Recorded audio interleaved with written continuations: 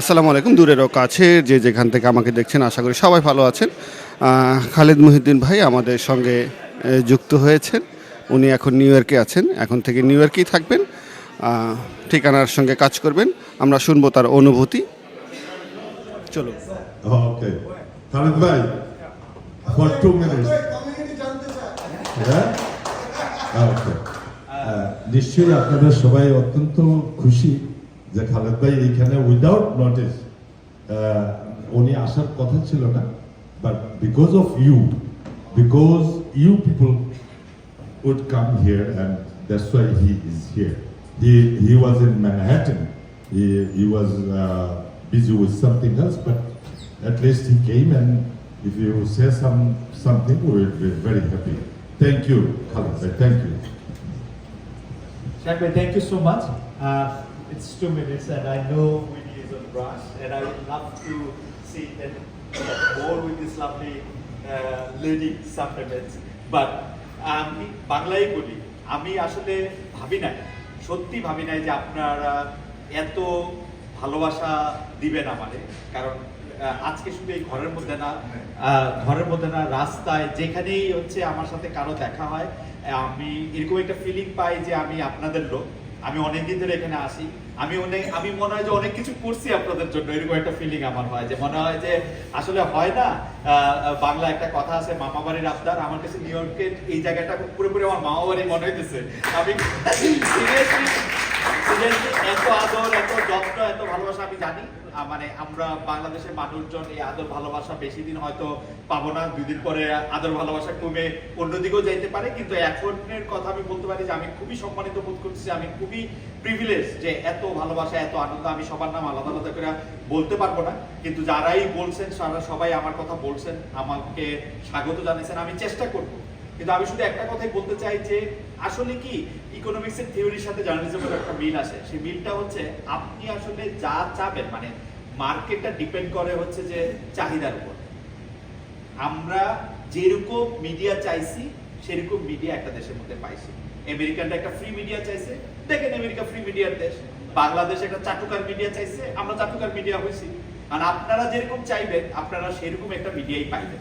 এখন আপনারা যদি চান যে আপনারা সমালোচনা শুনবেন, আপনাদের ভালো কথাও শুনবেন, খারাপ কথাও শুনবেন। যদি না চান তাহলে যেরকম মিডিয়া আপনারা দেখেন সেরকম একদম অ্যাবসলিউটলি, কিন্তু আমরা যা চাই আমাদের মিডিয়াটা অ্যাবসলিউটলি সেরকম পায়। আপনি আমেরিকান মিডিয়া দেখেন, আপনি চীনের মিডিয়া দেখেন, পর্তুগালের মিডিয়া দেখেন, এই সব জায়গায় একই উত্তরই পাবেন। আপনাদের ধন্যবাদ জানাই। যখন আপনাদের সঙ্গে, কারণ আমার 2 মিনিট শেষ হইতে 7-8 সেকেন্ড বাকি আছে,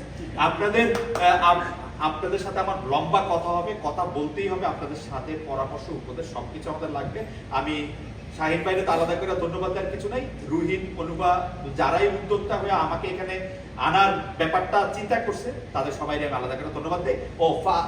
মানে এটা আমার না বললে নাই, এই জিনিস 2 বছর আগে শামীম আমারে বলছিল, বাংলাদেশ আপনার জায়গা না, বাংলাদেশ আপনি যায়েন না, জার্মানিতে আপনারা বানাইতেছেন, আপনি আমেরিকায় চলে আসেন। কেন কইছিল আমি জানি না, পরে আলাপে একসময় যাই না নিউমনে। Thank you so much.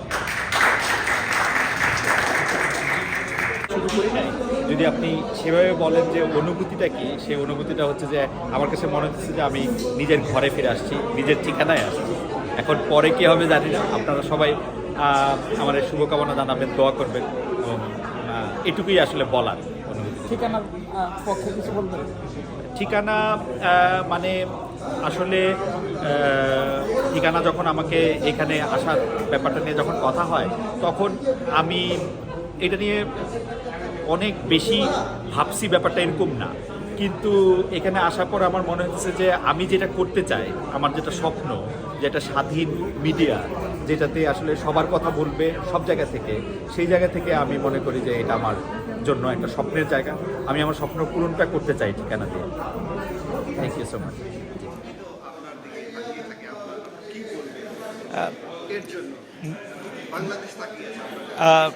না, আমি অবশ্যই আগামীর বাংলাদেশ কেমন দেখতে চাই এই কথা যদি জানতে চান, তাহলে আমি আসলে প্রথমেই বলবো যে আমি বাংলাদেশকে দেখতে চাই গণতান্ত্রিক, আমি বাংলাদেশকে দেখতে চাই অসাম্প্রদায়িক, আমি বাংলাদেশকে দেখতে চাই একটা ন্যায় বিচারের দেশ হিসাবে, আমি বাংলাদেশকে দেখতে চাই একটা সমান সুযোগের দেশ হিসাবে। কেউ যেন বড়লোক হওয়ার জন্য, কোনো একটা জেলার অধিবাসী হওয়ার জন্য, পুরুষ হওয়ার জন্য, কোনো একটা ধর্মের বিশ্বাসী হওয়ার জন্য কোনো আলাদা সুযোগ না পায়। সবার জন্য যাতে সুযোগ সমতা থাকে, সবার জন্য যাতে ন্যায় বিচার থাকে, এবং এরকমই একটা বাংলাদেশ আমি দেখতে চাই যে বাংলাদেশে সবার কথার মূল্য থাকে, সবার জীবনের মূল্য থাকে, সবার পেশার মূল্য থাকে। আমরা যেন সবাই সবাইকে রেসপেক্ট করতে পারি, সবাই সবাইকে রেসপেক্ট করি, সবাই মিলে একসাথে বাংলাদেশটা করি, এরকম একটা বাংলাদেশ আমি দেখি। আপনি বলতেছিলেন যে আমরা আসলে যা শুনতে চাই, যে তাই আসলে মিডিয়াতে দেখানো হয়। না, ডেফিনেটলি আমরা আমরা আপনি দেখবেন যে একটা দেশ যেমন, যে একটা কমিউনিটি যেমন, তাদের মিডিয়াটা অ্যাবসলিউটলি তেমন। আপনি যদি আজকে মিডিয়াকে ফ্রি দেখতে চান, তাহলে কিন্তু আপনাকে সেই ঝুঁকি নিতে হবে যে মিডিয়া আপনার সমালোচনা করবে। মিডিয়াকে যদি আপনি দেখতে চান, তাহলে কিন্তু আপনাকে এই ঝুঁকি নিতে হবে যে আপনার প্রতিপক্ষের কথা মিডিয়াতে বলা হবে। মিডিয়াকে যদি আপনি ফ্রি দেখতে চান, তাহলে কিন্তু আপনাকে এই ঝুঁকি নিতে হবে যে মিডিয়া আপনার সমালোচনা করবে। এখন এটা যদি আপনি নিতে না পারেন, তাহলে আপনি যদি একটা অনুগত মিডিয়া করতে চান, সেই অনুগত মিডিয়া আপনি পাবেন, করবেন, 10টা লোক আপনার কথা শুনবে, 10টা লোক আপনার কথা শুনবে, এটা চলতে থাকবে। ধন্যবাদ। হ্যাঁ, ধন্যবাদ। আপনি আমার কাছে জানতে চাচ্ছেন যে বাংলাদেশকে আমি কেমন দেখতে চাচ্ছি। আমি আসলে বাংলাদেশকে দেখতে চাচ্ছি যে যেখানে 70-এর খ ধারা সংবিধানের যেখানে কারেকশন হবে, যে আসলে কোনো দলের এগেনস্টে যে যদি তাদের সংসদ সদস্যরা ভোট দেয়, তাহলে তার সদস্যপদ বাতিল হবে না। সবাই যার যার মতামত তার মতো করে বলতে পারবে। ফলে 70-এর খ যে ধারাটা, সেটা সংশোধনের ব্যাপারে সবাই কাজ করবে, এটাই আমার চাওয়া। ধন্যবাদ।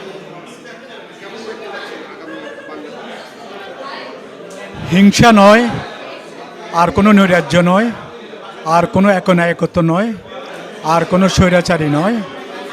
আমরা একটি সম্ভাবনাময় দেশ আমাদের, আমরা সেটাই দেখব আগামীতে। এই দেশ গঠনে আমরা যারা প্রবাসী আছি এবং দেশের দেশপ্রেমিক মানুষ, সবাই আসুন ঐক্যবদ্ধভাবে আমরা কাজ করি। এ দেশ এগিয়ে যাবেই, একে কেউ রুখতে পারবে না। স্বাধীনতা যুদ্ধে আমাদেরকে রুখতে পারে নাই, স্বৈরাচার এরশাদ আন্দোলন করেছি, সেখানেও রুখতে পারে নাই, এবারের পতনও আপনারা দেখেছেন। সুতরাং এই দেশকে আমরা গড়ে তুলবই মানুষের কল্যাণে, মানুষের মঙ্গলে এবং নতুন প্রজন্মের প্রচুর সম্ভাবনায়। আপনারা সবাই ভালো থাকবেন।